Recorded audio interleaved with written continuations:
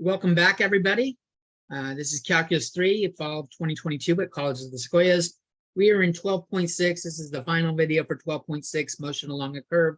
We're going to break down that acceleration vector, that acceleration at t. So we had v equals ds dt times the tangent vector. We showed that in a previous one. Our acceleration vector is the time derivative of that. So let's just take the derivative of that as is. We're not just going to call it a of t.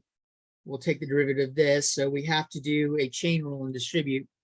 So ddt of ds dt is the second derivative of s with respect to t times the tangent vector. And then we do the derivative on the tangent vector. We've got ds dt times the time derivative of tangent. So this is from the 12.5b video where I did the derivation of some crazy stuff. ddt is the magnitude of the tangent vector times the normal vector. And also from that video, it's equal to kappa at time t times the magnitude of r prime of t times the normal vector. So I'm going to replace ddt with this bit right here. ds dt is r prime of t, so it's the same. These things are the same thing, so that's what we have here. This will go into there. We have ds dt.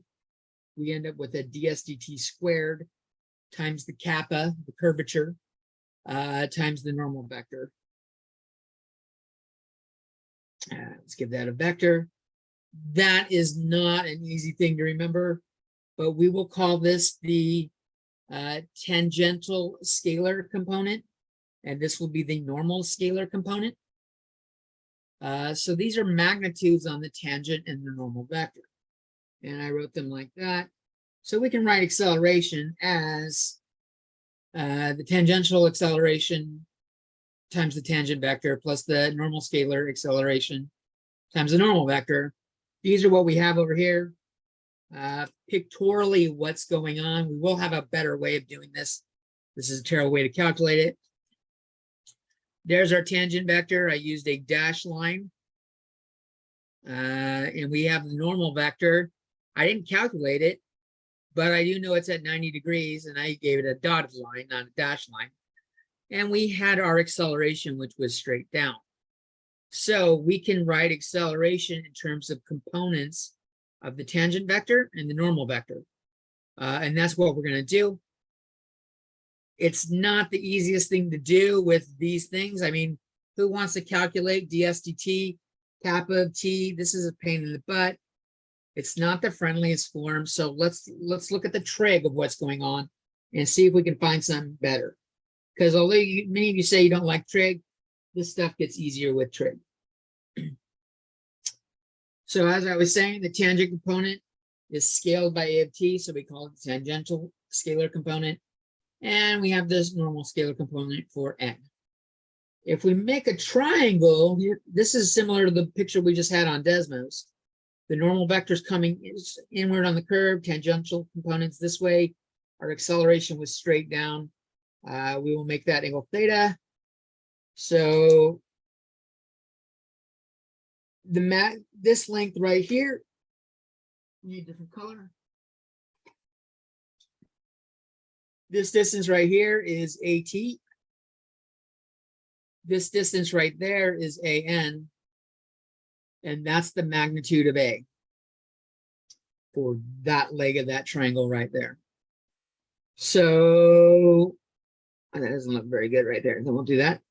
So the tangential component of acceleration is the magnitude of A cosine theta, and the normal component is the magnitude of A sine theta. So we're going to plug those in, and we're going to do a little bit of magic. If I stick in, we have the tangential component equals magnitude of A cosine theta. Let's multiply it by the magnitude of B over the magnitude of B. And then we've got magnitude of B, magnitude of A cosine theta over the magnitude of B. But of course, this top part is the definition of the dot product. So we can do the acceleration in the tangential direction as B dot A over the magnitude of B. That's much easier than doing the other stuff. Okay. We can do the same thing with the normal vector. We'll do the v in there. And the magnitude of v, magnitude of a sine theta is, of course, the cross product. So that's the normal component. Those are two other ways we could do it. I think this one is about as easy as it gets for acceleration in the tangential direction. The normal direction now is a little bit easier if we look at the triangle that we made here. We could use, kappa of t was r prime cross r double prime.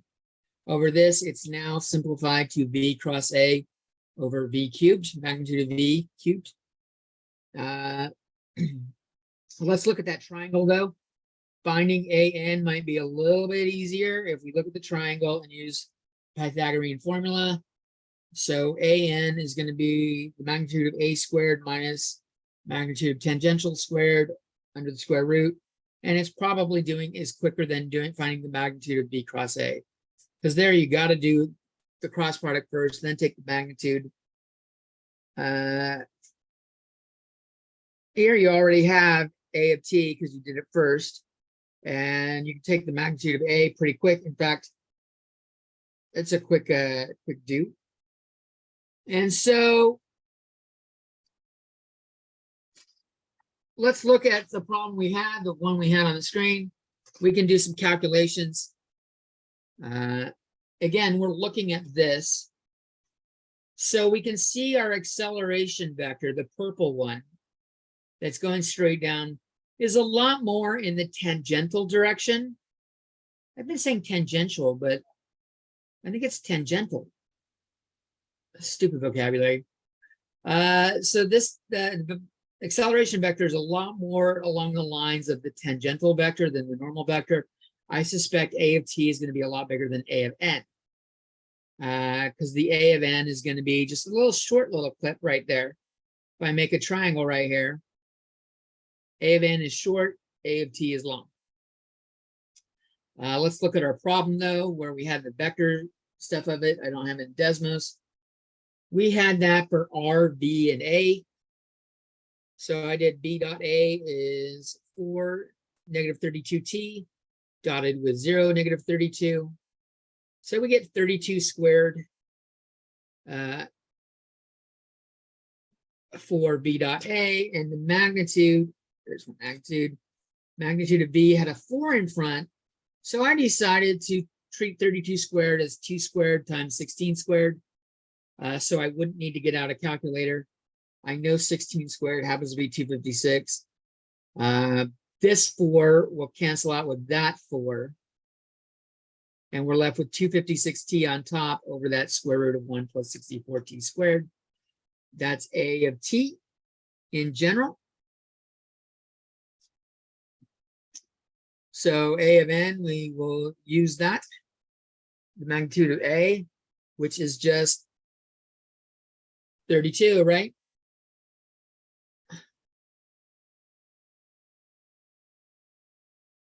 Magnitude of a is 32, so we square it. Square root, blah, blah, blah. It simplifies down to the 32. I have the 4 and the 256 here. That's what's up here. We're also squaring. We're subtracting a of t squared. This is less pretty. I decided to get a common denominator. So I multiplied this by 1 plus 64t squared. We had the square root on the bottom, but when we square it, the square root is gone. So when I do that, I got 4 times 256 is 1024. I thought that might be easier at this point. Times 1 plus 64t squared. And then 256 is 65,536. So we have that. I distribute, and it turns out 1024 times 64 happens to be 65,536, which is convenient because those two cancel out, and we're left with this square root of 1024 over 1 plus 64t squared. And the square root of 1024 is 32. We had that right here. I got it from 1024 was squaring 32. So quickly doing that, And so that's our A of n, and it looks similar to A of t.